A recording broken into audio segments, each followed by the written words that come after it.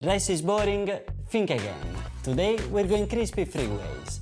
Golden Socarrat, coconut rice pancakes, Khanom Krok, and a Thai wok foldo you probably never seen before. Welcome back to my chef, Tommaso here. Let's dive right in, starting in Spain with the iconic Socarrat. To me, it's like the Spanish version of the crunchy lasagna edge.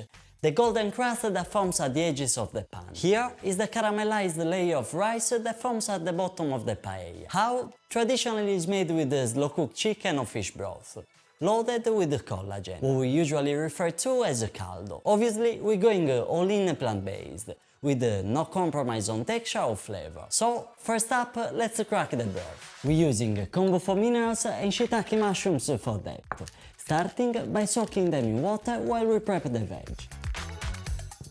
Roughly chop carrot, onion and celery for your mirepoix. Then add leek, some grachai, garlic and a few tomatoes. Sauté everything except the tomatoes until lightly caramelized. Then add the tomatoes and stir hard. The juices will help you deglaze and bind all those sugars together. Now pour in the kombu, shiitake and the soaking water plus a little extra and let it simmer for 45 minutes. That slight sliminess from the seaweed, that's our collagen mimic. It gives a body, richness and helps the rice stick and crust. Once that's done, stir in the coconut milk and cream. Simmer another 10 minutes, then switch off the heat and let it infuse for at least an hour. Now it's time to strain it. Cheesecloth, chinois, whatever you have. Season it at the end with light soy sauce and a spoon of miso. You just made a powerful vegan broth. Yes, it takes a little effort, but if you want some shortcuts, I've got the homemade bouillon and stock cube recipes in my new book, The Mindful Kitchen Map. Link is in the description. Back to the pan, toast your rice gently with a little extra virgin olive oil. When it's fragrant, pour in just enough broth to fully cover. This is your one chance to stir. Get everything level and homogeneous. After that, no more stirring. Let it cook, let it crackle, let it talk to you. When the edges start to brown, heat it with one final ladle of broth. Raise the heat and let it evaporate completely. Tilt the pan, and if the rice crust slides off as one piece, you nailed it.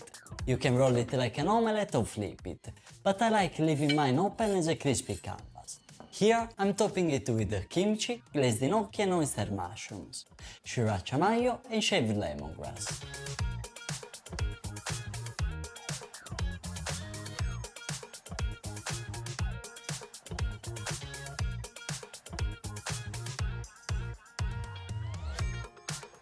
This was Paella Socarrat, crispy, chewy and umami-packed. Now, if you're enjoying what you see, don't forget to like, subscribe and share with a friend.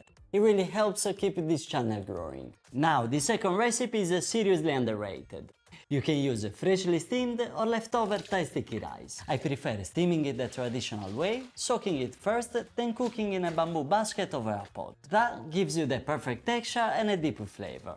While it cooks, let's whip up a quick sauce. Coconut milk, miso and peanut butter with a little sugar. Whisk until smooth, reduce it to a third and set aside.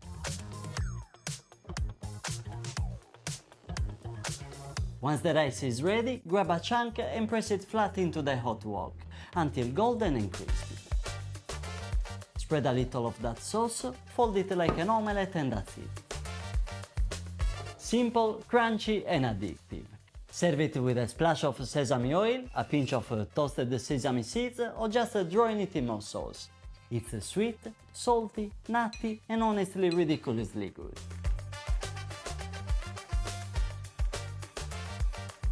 Remember, this isn't fine dining, we just bring in the humble rice to new heights.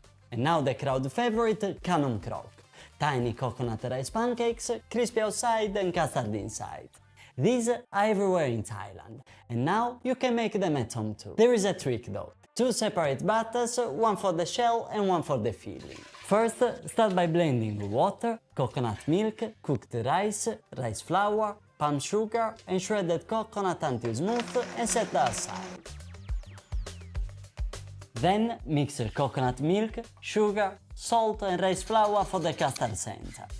Grease your takoyaki or Khanom Krok pan and fill each mold halfway with the first batter. Then go back and fill each center with the second. That last pour helps push the crispy edge up. Some people serve them open-faced. I like stacking two together to make one big beautiful bite.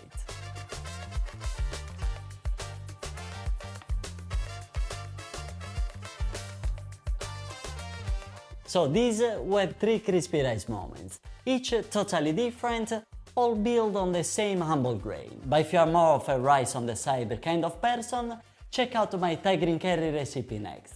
I'm sure you love it. Thank you for watching and a big shout out to all the Mensch Club members and students. Thank you for helping building a dream community. I couldn't do this without you. Until next time, peace!